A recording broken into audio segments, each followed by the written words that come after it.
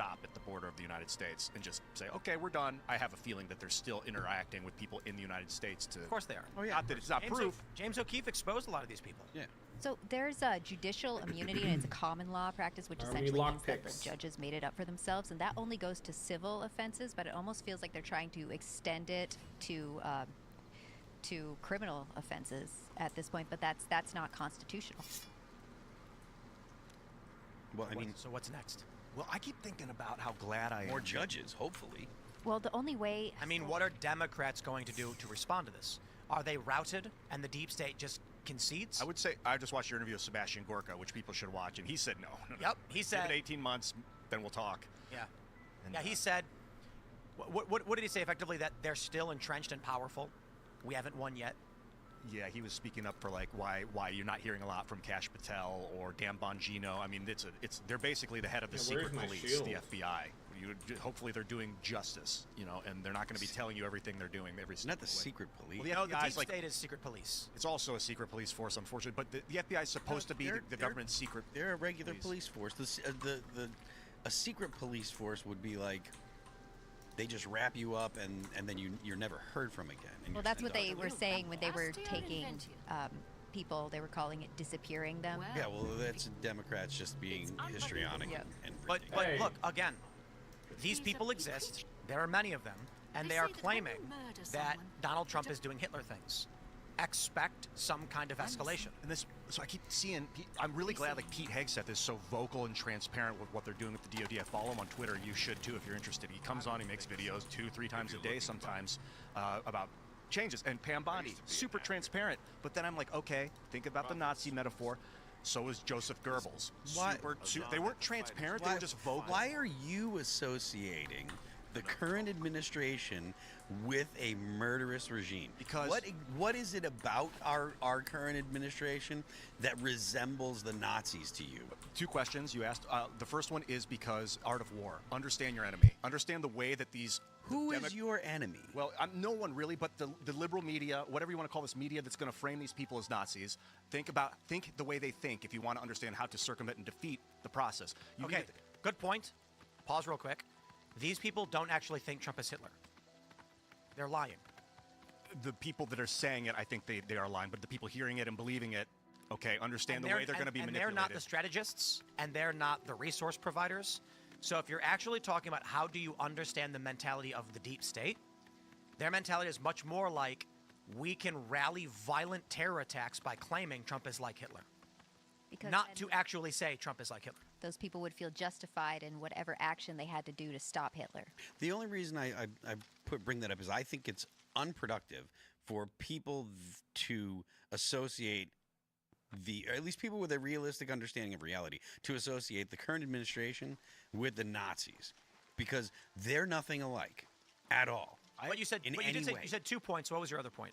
The second question, you had 2 questions. The first was why do I... No, he said, why are you likening the current administration Correct. to the Nazis? I think because it's a populist movement with a strong... Trump's basically a strong man as a president. So are the communists.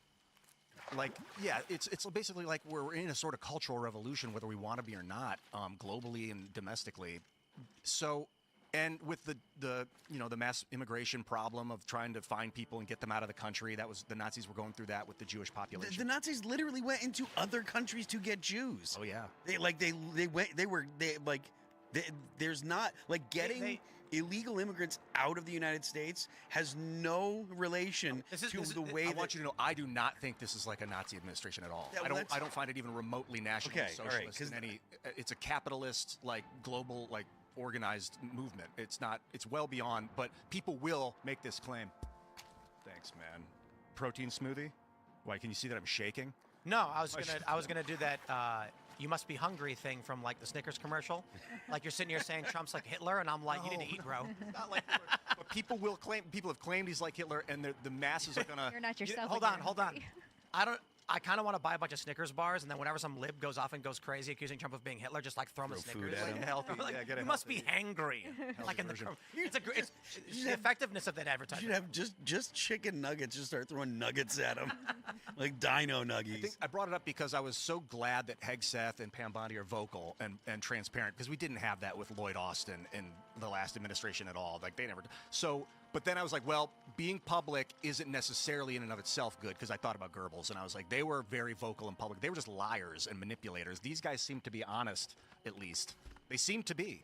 I mean, Kash Patel, I would say, is one of my best friends. I've only hung out with him for 4 hours, but I love the guy.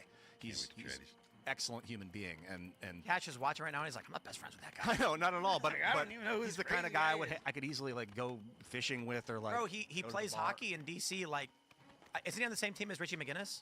Oh, I wouldn't surprise Yeah, me. who was it here that was here was the Richie. other day? It was Richie Meekin. Yeah. Yeah, Richie's. I think they're on the hockey team together. That's awesome. And I'd love to get Dan or a normal Cash on guy. the show, but as their head of law enforcement, you can't really be like, hey, would you want to come on and expose all of the operations you're engaged in, because we know you're doing.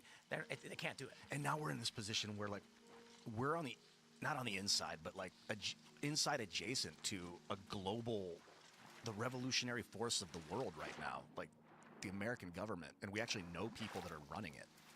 That Revolutionary force of the world. Yeah, the American government is Expand a on revolution. The United States is a revolution. Tim told me that one time 5 years ago, and it stuck with me.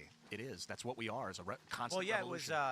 it was. We had kings, and the kings were better people, and then the Americans were like, nah, that's whack. Let's not do that. And we wrote it into our Constitution that we can constantly revolve our system of governance through amendments. New people come in, the revolving door, come in, come out. You know, I do think the Founding Fathers probably realized this much later on, having earned the experience of a union, that they created a great system, but there's no such thing as a perfect system. So how could they have predicted a mechanism by which you would stop a judicial coup? What happens when judges, to a great degree, are aligned ideologically and are seeking to undermine or overthrow the government? Josie, what do you... So in the Constitution, the most that can happen is impeachment, obviously, but that was hard to do before we were ideologically captured. It was very hard to do. So what Congress has the power to do is to regulate their jurisdictions of all the judges. They're able to they're able to shrink where they are, and that can affect who comes to them and what they're able to rule over and stuff. And that's it.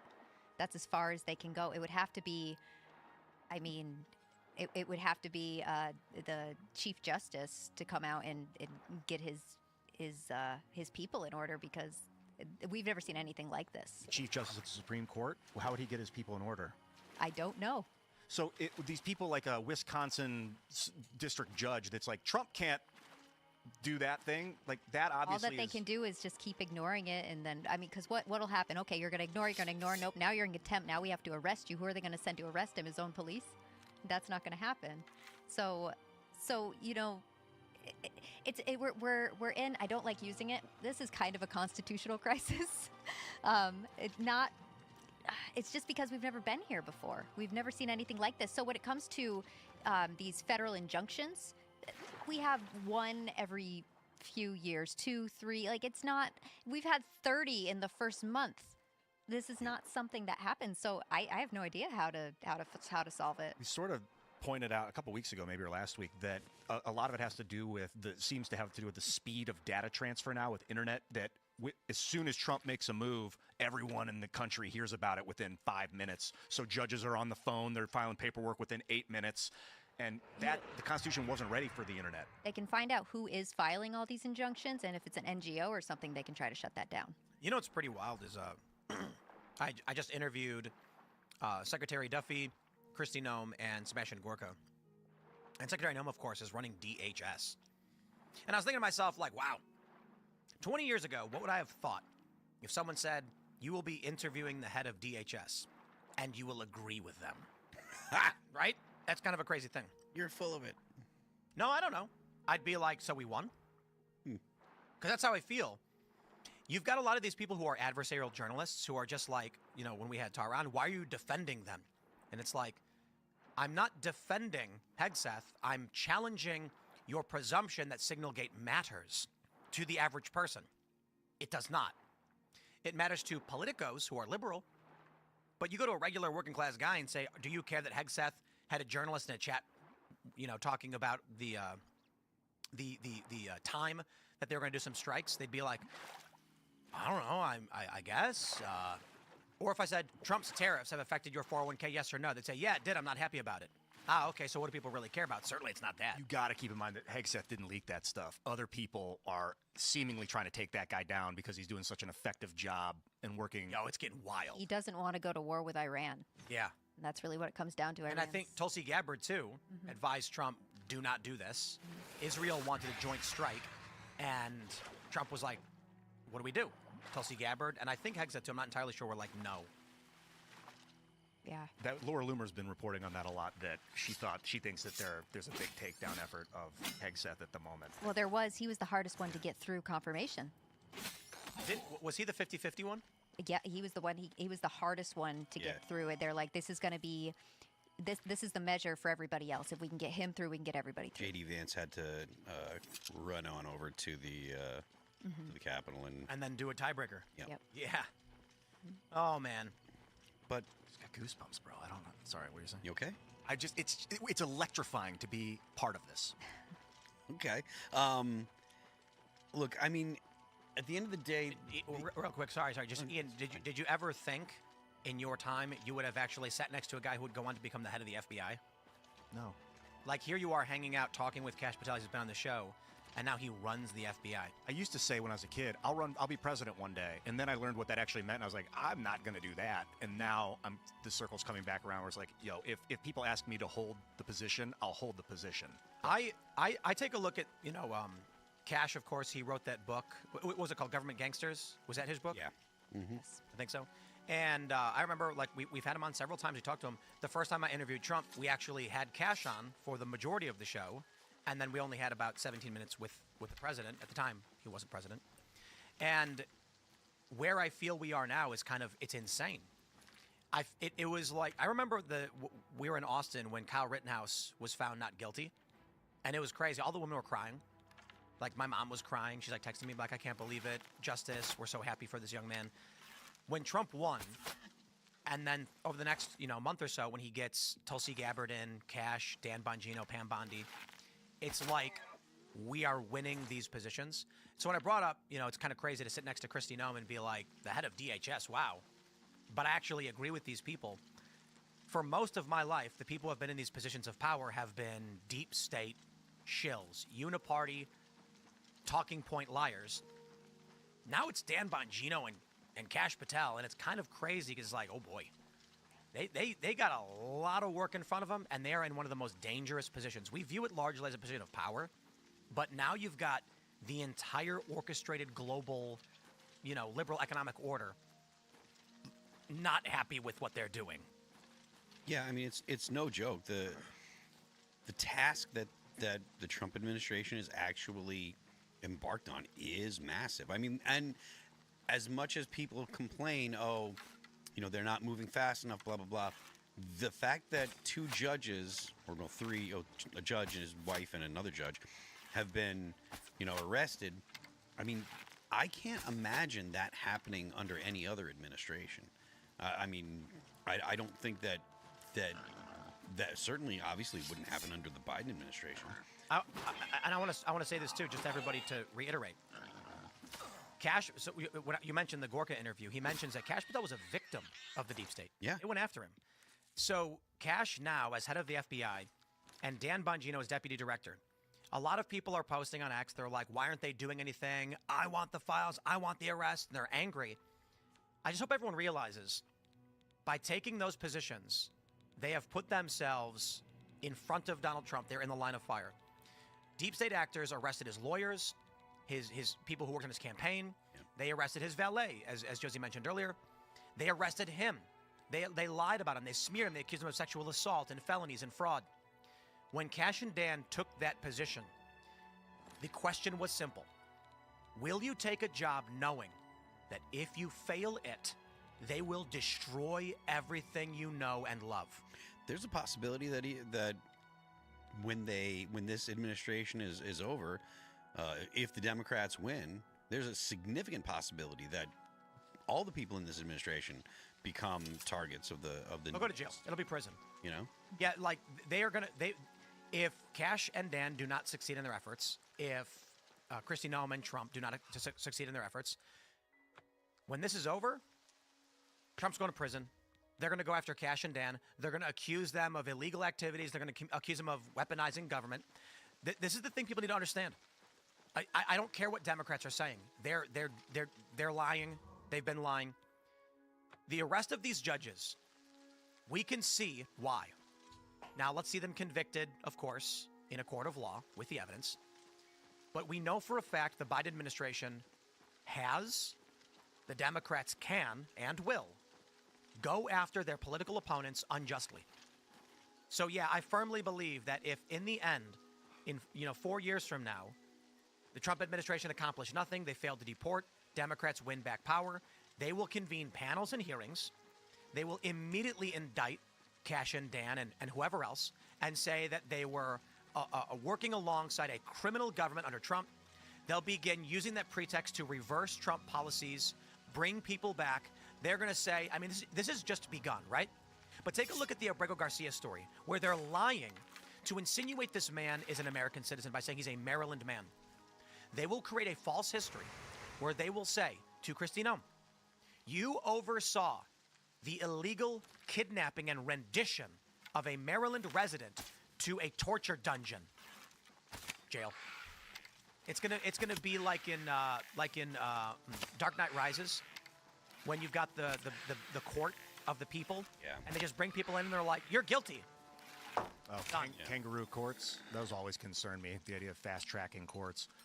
I think it's going to be if you give it 8 years, you take 8 years of economic reform, and we're actually getting bread cheaper, I think that the people will be on the side of what's happening right now. I think, when I talk to these classic libs, I did a sit-down with the trigonometry guys a while ago. I don't know when they're putting that interview up. But even Rogan, to a certain degree, they live in this world of if Trump does something that is over the line, Democrats will do it next and they'll do it to you. And it's like, I don't think they understand. The Democrats are going to do it no matter what we do. Yeah. Josie, you said constitutional crisis. And I know it just sounds like, okay, we've been in so many crises these days, but that's like a big deal as far as I can tell. I mean, it's the loophole. They were able to put all of these federal judges in. This is why elections are important, because this. Oh my gosh. Dude, that was my phone's AI just picked up and started talking to me, and I have the volume down. Creepy. Sorry about that, Josie. That's okay. Was it trying to get into the conversation and argue something? Yeah, it was like, Ian, shut up. No, I don't know. I just shut it off. I don't know what it was saying. It was like, Ian, you're rolling ones. It's like, Ian, sounds step it like up. you're. For the Culture War Live, we're getting little signs printed up that are Roman D20s, arrows are and on nice. one side is a 1 and the other side is a 20. Yeah. So when people are debating, people can hold them Oh, up. holler. Yeah. Okay, Josie, sorry. That was a... I completely forgot what I was saying. Those the technocrats that He did was asking about the constitutional crisis and what it means. Okay, so they were able to get all of these federal judges in, and I said this is why elections are important, because the Senate confirms the judges. So Mitch McConnell, for all of his faults, and there are many, many, many, many, many faults, he did get 10,000 conservative judges approved in his time. So that's great. That was But I don't know how much that means, because are they populist judges or are they elitist uniparty shill? It's probably a mix, I would guess, but they're not progressive judges, which we have seen the progressive judges, and that's the thing, because, yeah. So intervention, but no sterilizing kids? Pretty much. I don't know how I feel about that. It's like, they're both really bad. Yeah, it's not great. We're not in a great place. But they were able to find this sort of loophole in the Constitution, which is one of the very few that I see personally that can't be remedied. And they were able to exploit it by putting all their people in and saying there's no repercussions. You're never going to impeach these people. Pack the courts. I pack the court right now, because if Trump doesn't, Democrats will. The Supreme Court? It's the last place. No, Supreme Court is the last place that's not completely captured. We still have, I mean, it's not looking good with how Amy Coney Barrett's been and how Justice Robert has been. We could look at it and say, okay, well, it does look like it's 4-5 right now, but packing it is we're going to pack it. Say they put 14 in. the Democrats are going to get in power and they'll put 19 in. It'll be endless. And endlessly that's trying gonna slow down rulings. That's gonna make things chaotic. And in that time, when there are 19 Democratic judges sitting on there, Second Amendment is gone. So here's the issue. The way it was supposed to work in this country is that there was a federal circuit for each Supreme Court justice. We had 9 circuits, so we have 9 justices. However, we added more states and expanded the territories, and now we have 13 circuits and still 9 justices, which means John Roberts oversees the 4th, Clarence Thomas the 11th, Alito the 3rd, Sotomayor oversees the 1st and the 2nd. You've got Kagan for the 5th, Gorsuch for the 10th, Kavanaugh for the D.C. Circuit, Amy Coney Barrett for the 7th Circuit, and Ketanji Brown Jackson for the 6th. The 9th Circuit is usually assigned to Kagan as well, but sometimes gets reassigned. So the argument from Democrats during Biden and during Obama was, we better pack the courts. We need 4 more justices right now so that there's a justice for each federal circuit. Trump must do this, in my opinion. Well, some of those circuits are different sizes of people, so smashing 2 smaller circuits together might make sense. Maybe that's how they're doing it. And so to add another judge that has a small circuit wouldn't make any sense. Don't care. I think that the Supreme Court's kind of whack in general. If Trump does not do it, Democrats will. I believe it is a 100% chance if Democrats at any point regain power, the first thing they'll do is pack the court. They will. They will pack the court. Because they will say never again to Donald Trump, and we can ensure this if we give ourselves a bulletproof majority in the Supreme Court, and then they're going to just ram through law by SCOTUS ruling, which is unconstitutional and shouldn't be done. I mean, it's clear that the Democrats do want, like, single-party rule. They don't see the value of having opposing viewpoints at all. And you see it in the way the party acts, like the people on the ground act. They excommunicate people for having the wrong opinion. If you have a dissenting opinion, they're like, oh well, you're persona non grata. They're we cancel you. And so it stands to reason that they would see government like that as a good thing. Even though you can look at a state like California, which has that single party rule, and see all the massive problems. Even though the governor is trying to walk away from that kind of constantly only listening to people in his own party. I mean, maybe it's for cynical reasons because he's looking to be the president, but it still doesn't change the fact that people are leaving California. There are people that are constantly criticizing California's government because it's failing the people. You're making me think of David Hogg as you were talking about that, because he's DNC not head of DNC, like number Vice 2, chair. vice chair of the DNC, and they're looking to push the guy out because he challenged the Uniparty, basically like, welcome to the Democratic Party, bro. Super delegates, you have no power in that party. They pick and It's funny. choose. I love it. And I'm glad that it's Hogg because he's got a lot of influence. He's has a very liberal upbringing and has been through a shocking experience at Parkland with the school shooting that he was a part of, involved in, and it just transformed his. Wait, what? He was there when it happened. Oh, he wasn't there. Oh, I thought he was in the was at school. home. Okay, so He he's rode his bike to the school. one of the more vocal people involved with that, coming out of it. Let's clarify. I believe he was somewhere at the school, nowhere near the shooting, and went home. And then when he found out that they were doing interviews, he jumped on his bike and went as fast as he could to the school to give interviews. I think he's going to be somebody. I have a lot of compassion for him in general, just because I think he's going to be someone that is going to have an arc where he leaves the Democratic Party and realizes how vile it was, and then just starts speaking out about what he believes. And that's a good opportunity to.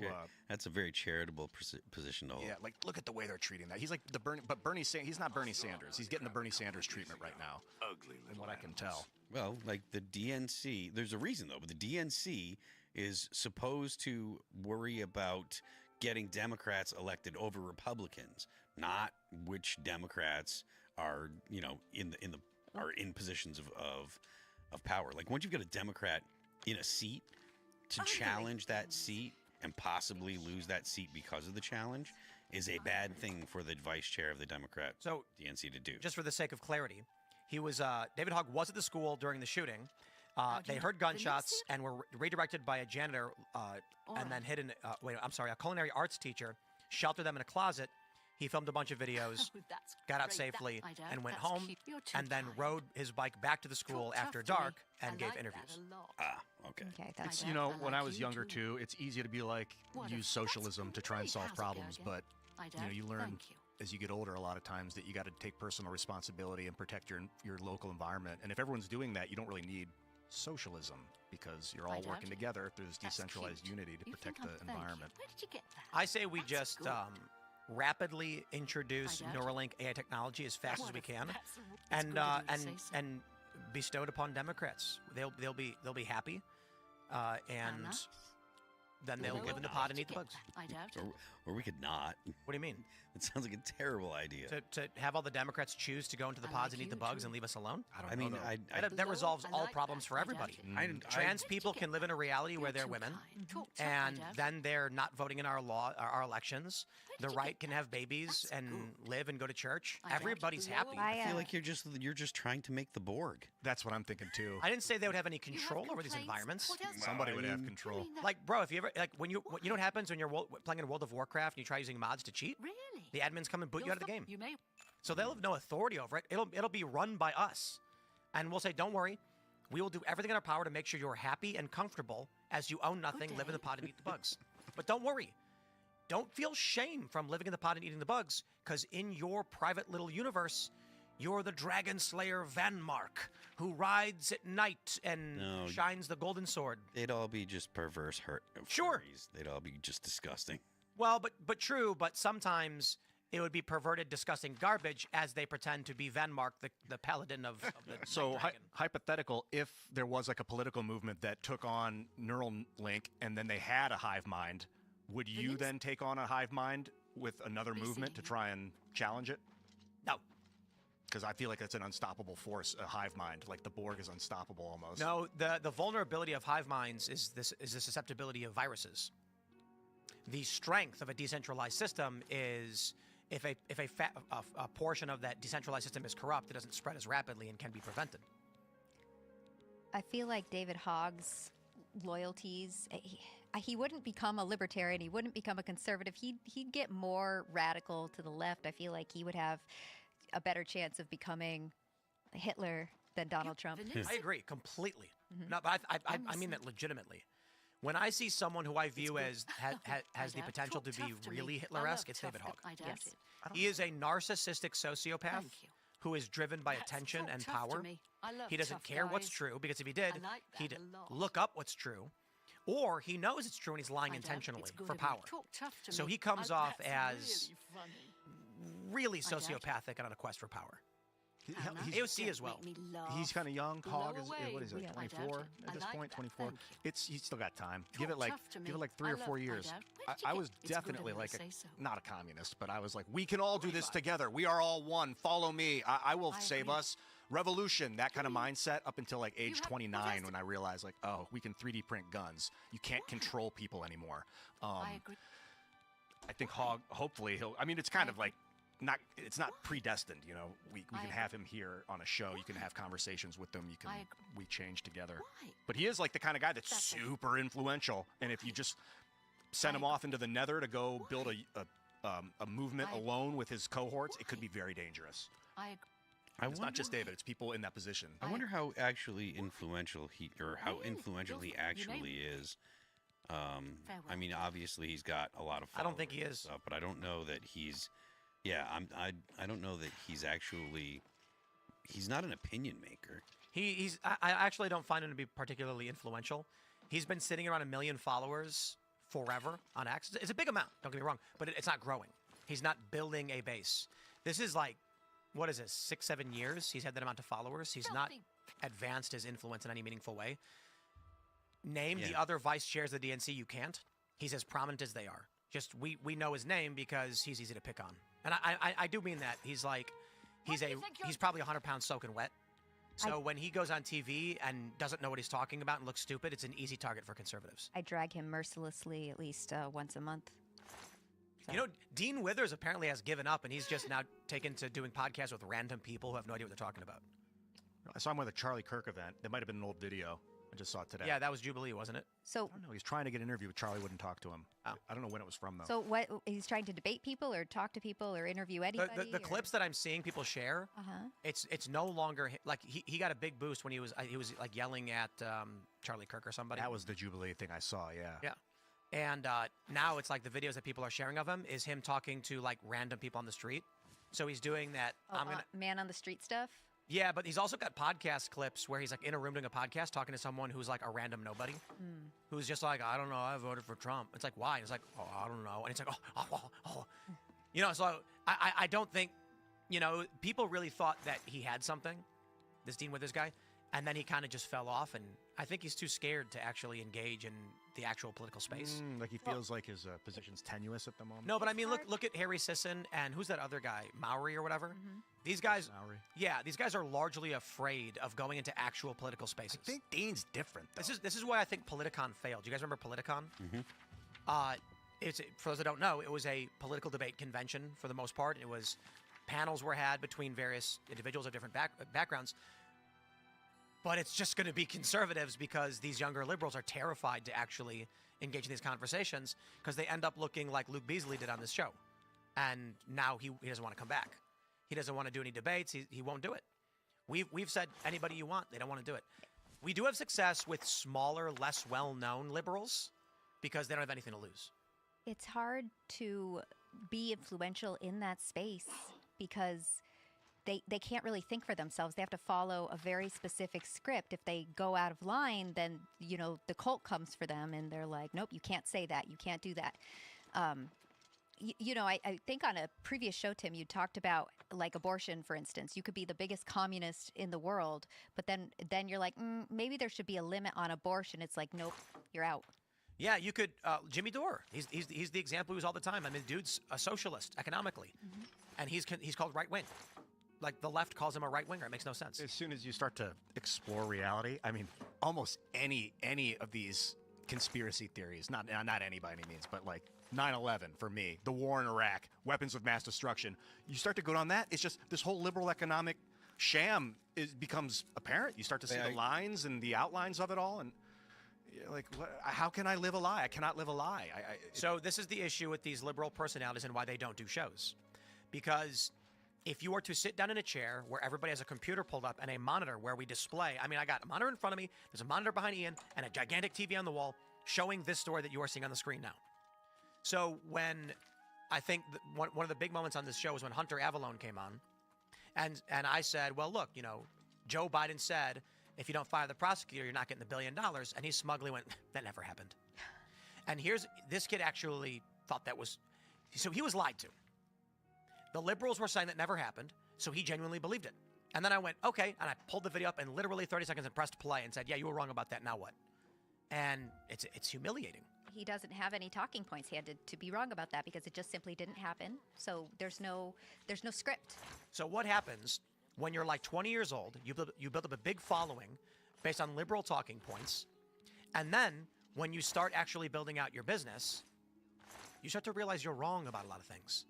And then you realize I can't actually go on any of those conservative shows because how do you lie about something that is basically true? Like Abrego Garcia, Maryland man. So what happens when you go on that show and say, okay, you're calling him a Maryland resident, a Maryland man, he's from El Salvador, he's accused of beating his wife. And then they're like, now they're all backing away. You see the Democrats being like, oh, it's not about him. When the Democrats first got on board with that, it very much was about the Maryland father who was wrongly deported. Hassan Piker, do you know this? He did not know the guy was from El Salvador. He thought he was from Maryland. If they were just honest and said, look, the guy may not be a great guy, but we're worried about due process. If they'd have just gone with that line, right, it would have been at least tolerable, and the right wouldn't have been able to mock the Democrats so mercilessly. They wouldn't have had so much egg on their face. Here's why people like Dean Withers would rather do a man on the street than actually come on this show, because he was booked, and then he canceled and said he would reschedule and never did. Because what he's doing now is he walks with a random person and says, what was Donald Trump was convicted of 34 felonies. Why? And then the regular person's like, I don't know. I heard that. I think it's probably not true. It's like, what's not true about it? And they're like, I don't know. It just seems like they're weaponizing against him. And he goes, how? And it's like, okay, Dean, come on this show, and from memory, I will break down the entirety of that case for you. That's why liberals avoid shows like this. And that's why, even though my politics may be like moderate, liberal leaning in some areas, they call me right wing. It's why Jimmy Dore, a socialist, is called right wing. And that's why when Hassan humiliated himself when he played the clip of my White House press briefing question, and he was like, what do you mean, bro? Like, you actually saying he's not from Maryland? Like he's from D.C.? And then he's like, centrist liberal Tim Pool, yeah. It's like, my dude, Hassan genuinely believed the guy was from Maryland. He didn't know the guy was from El Salvador. And then he was, because of that, he thought Tim Pool's not a centrist liberal. When all I did was say, here is a thing that is true, like fact-based, that the media is lying about. Hassan chose to believe the media and made the assumption I was lying about what the media was reporting. He trusts the media when I was calling out the lies from the media. I had my red pilling reality shattering happened in 2007. Before I had any kind of following, I had like 4,000 followers on YouTube. It was big at the time, but it was humiliating, and I had to learn in real time in public. And because of that humility, I feel much stronger in my beliefs now. But for someone to have 66 million, 600,000 followers, that amount of humiliation to realize that not everything, but things you've been saying for decade, 5 years is wrong, is like, how you gonna eat that one, bro? And Tim, I want to ask you, what was your red pilling like? Like, how did you start to see past the narrative? I never had a red pilling. Did you always, since 9/11? Like, how far back did you Well, I mean, actually, I'll put it this way. I did not have a moment most would describe as like a red pilling moment where they were like, I'm a Democrat. Then, like Brandon Strzok describes how he felt physical pain, realized he was wrong. But I have had many formative moments. So the story I often tell is that, I grew up Catholic, family basically walked away from the church. I became an angsty teenage atheist, punk rock, all that stuff. And then when I was 18, I was hanging out with this guy, went to his house to like chill and jam. And he was like a prominent skateboarder. So this is super cool. It's like I was going to hang out with the cool kids. And he had a picture of Jesus on his wall. And then I was like, what are you, like a Christian or something? He's like, nah. And I was like, then why do you have Jesus on your wall? And he said, I just thought a story about a guy go around helping people was kind of cool. And then I was like, that was a formative moment for me. That maybe you could describe as a red pill moment, where I realized all the things, that's probably it. That's probably a way to describe it. That all of these angsty, atheist, liberal, urban narratives didn't actually encompass what someone who actually liked Jesus thought. So here's a guy who wasn't a Christian, didn't go to church, didn't think anything other than, I don't know, there's a story about a guy who like helped people. And then I started to think about it for a second, and I was like, yeah, that's actually kind of okay. There's nothing wrong with that. And that was probably the moment, I was 18. That was probably the moment where I was like, yeah, all that stuff they're pushing forward about what it means to be Christian. Because I was very much like on the Watching Real Time with Bill Maher. Take care. And all that stuff. And then you just urban liberal. That then kind of like shattered your, or that then allowed you to start to see that Borgish mentality elsewhere. So I will say this. I have known of Alex Jones for a very long time since I was a teenager. Because I was on the internet my whole life since I was a little kid. So, like, I had friends that were talking about or Prison Planet, I think was the website. And then, of course, there was Loose Change and Loose Change 9/11. I think I was like, when the I don't know how old I was, 16 or 17, when the 9/11 truth stuff was getting popular online. So I had seen Alex Jones stuff all the time. So I had a general understanding that the media was full of it and lying all the time. And but that's why I say that I don't have like a traditional red pill moment. But I do think that moment I described where I realized that this urban liberal angsty atheist narrative was not really conveying what Christians actually believed. There's another moment where I was hanging out with this chick in the suburbs when I was like 17, so this is even before that. And they were Christian, Catholic, pro-life, and we were having dinner. Like, they invited me to the house to hang out, and they cooked dinner, and then they explained that they were pro-life, and I asked them what that meant, and they told me, and I was like, oh. And then I was like, that kind of exposure, I think, probably insulated me from the more Trump derangement syndrome mentality, you know? Like, I already knew some of these people. I knew they weren't Hitler for believing the things they believed. I got to ask you the same question, Josie. What was your path towards breaking the psychological mold? Ron Paul. So I grew up in Massachusetts, and I never really fit in Massachusetts. I I tried to fit in different ways. In high school, I joined the Gay Straight Alliance, just so I could kind of feel out different people in different groups, and nothing really worked. I'm not gay, by the way. I'm straight, but still, so then 9/11 happens, and I'm in high school, and a lot of people around me were all of a sudden really like, we're gonna go to war, we're gonna get this. We're gonna go to war, and this is good. And I remember thinking in my heart, this isn't good. This isn't good. I don't. Something doesn't work right. I don't know. This doesn't feel right to me. It didn't feel right to be pro-war. It didn't feel right to be an activist. Nothing felt right. And then it was 2012 when I found Ron Paul, and I was like, this feels right. And so I don't know if it was really a red pill moment. It was just a moment where every view that I had, the way that I am, who I was my whole life, just made sense because I found my people, I found my tribe. Were you political from 2001 to 2010? No, I wasn't. I sort of started dipping my feet into it in 2012, but I didn't start the Redheaded Libertarian until December 2017.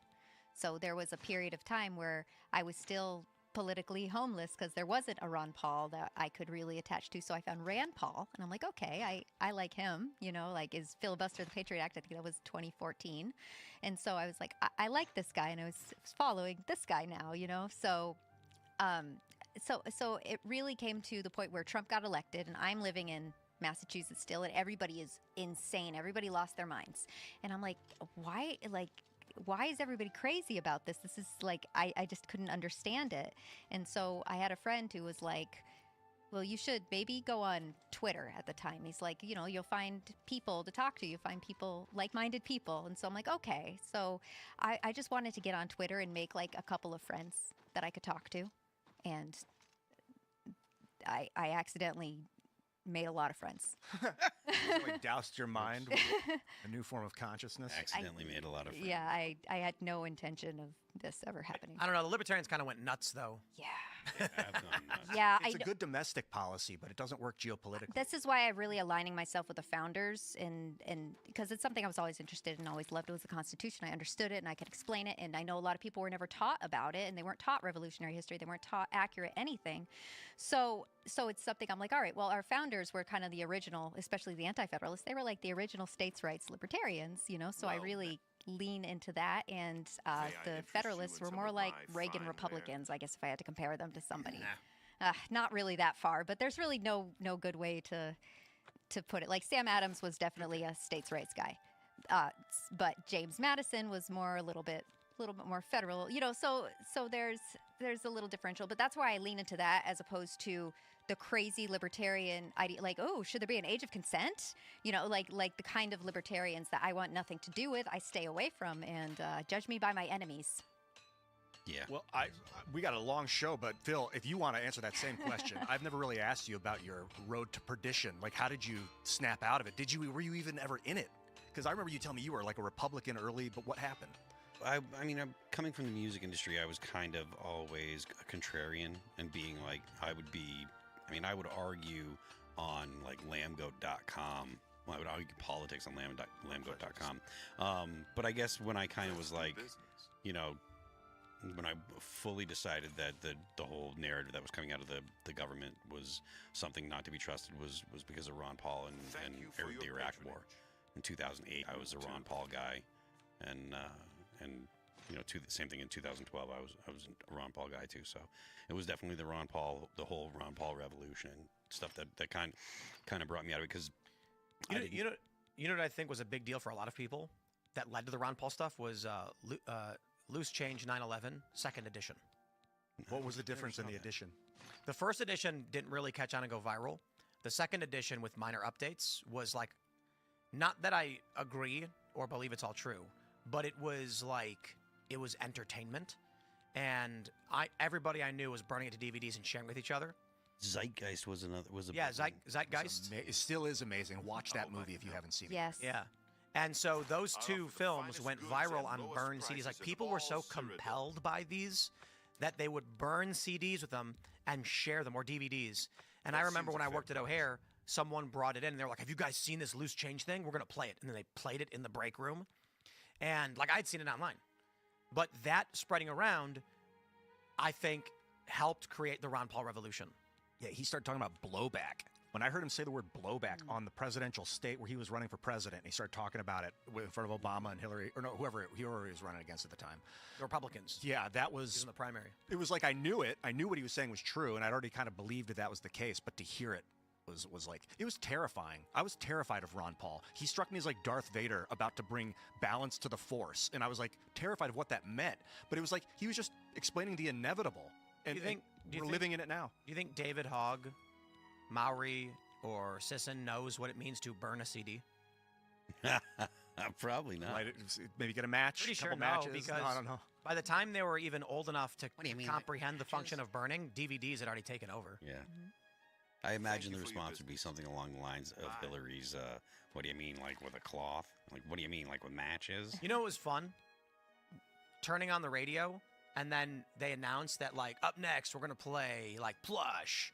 And then you'd be like, oh, you'd have to put the cassette tape in and hit record. I would sit by it waiting, and you get if you miss, you get the end of the song before. So a lot of songs I still think of the song before. Put in them. And then you'd have like your mixtape you made from all the different radio stations to record on the cassette.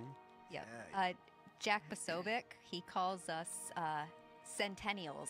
That's what he calls kind of Centennials? the older millennials. He calls us centennials. So it's people who understand, because this is a micro generation that many of us are in, and it essentially is, we had to go from analog to digital, and we had to learn both in middle school and high school. Yeah. So this puts us kind of in a we have advantages in some ways. Like, look at me, I still take paper notes, instead of doing whatever on my computer. So it just puts us in, it gives us an advantage, but it also puts us in just a weird little group. It's like a 7-year group of centennials. That's really interesting to think of generations, because time is motion, and the speeding up of information transfer is like speeding up time. Yeah. And AI, like the kids that are born with this tech are almost a different generation. Whatever that word even means. But it is. Generation. Well, so the technological advancements shape generations massively. And but you make a good point about the speeding up the transfer of information is condensing time. Think about what it was like in 1776. Think about when they declared independence. Took 6 weeks to get to England. And then, even when it got to England, it didn't necessarily mean that Parliament and the Crown had a chance to thoroughly review it. And then the King reads it and he's like, he laughed at it. Yeah, and then it's got to go. There's probably how many weeks of review from the British government, and then how long until the response came back? Another, 6 weeks is actually pretty quick, to be honest. Yeah, it got there pretty fast. It came back, and the first thing, they were already redcoat stationed. So the reason why we had the Boston Tea Party and why we had the Boston Massacre was because Massachusetts was militarized. What had happened is they had passed the Tolerable Acts. First they'd passed the Stamp Act, the Sugar Act, and the Townshend Acts. And before they passed the Townshend Acts, they're like, all right, people were rioting. We don't want that to happen again. So we're going to send a military over there to keep things in order. And so by the time that the Townshend Acts were passed, and this was 1767, the Townshend Acts were passed, and there was 2,000 redcoats stationed in Boston. And so that's why they were rioting. That's why everybody was so mad. And then what had happened is they were just having one of their normal riots out for the Boston Massacre. They were having one of their normal riots out in front of a store of a loyalist. And the guy that was guarding the store, the informant, he got all rattled and he ended up shooting into the crowd and he shot a little boy. This was February 22nd of 1770. Shot a little boy. The little boy dies. His name was Christopher Snyder. So after that, there were riots every day, riots, building and building. And then March 5th was the Boston Massacre, and that was just another riot that they were out there. And it just, the redcoats got nervous, and they shot into the crowd again, and that's what happened. What I learned about the whole lead up to the Revolutionary War is that it was like 1750, and the British were basically like not governing the colonies at all. The colonies were on their own for the 100 years that they'd been around or whatever. And then the British were like, okay, if we don't take these guys seriously, we're going to lose that territory to the French, because they were French were militarized up north, Spanish were militarized down south. British were like, we need to go put troops in the Americas. So they sent all these British troops, and the colonists like, what the fuck? Get out of my country. You don't we've been doing this for 100 years, bro. Get out. But the British are like, no, we need to protect our land. And then they decided, in order to pay the troops, they started taxing the colonists because Yes. they couldn't afford.